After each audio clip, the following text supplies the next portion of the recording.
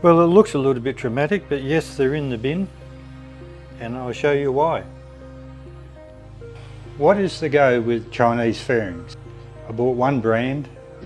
Kevin Moylan, here we are on the Suzuki GSX-R 1000. And the fit was terrible. Up against the Kawasaki H2 factory supercharged Ninja. In the end, I had to put back the damaged OEM fairings. This white section of the nose of my GSX-R was the only usable piece that I could use, and the tail piece. The sides were no good. This section through here gave a lot of trouble. And in the end, at the track one night, the fairing just cracked right through. Great race. Great launch from Kevin. Well out in front of Too thick, couldn't do any of the alignments. the H2.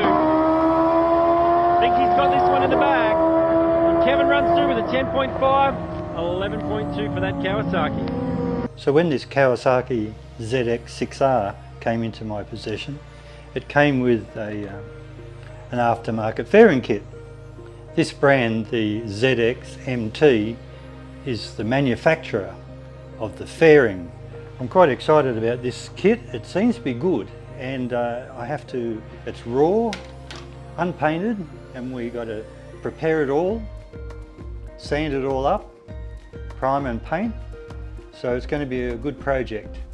After my experience of the GSX-R fairing kit, I decided for the Hayabusa that I bought without fairings to go to the wreckers and hunt around the place and buy OEM genuine, and then get them painted to suit, to avoid all the problems of trying to make them all fit and being disappointed and all that sort of stuff. So that's another option too. Anyway, let's go. Let's get into it.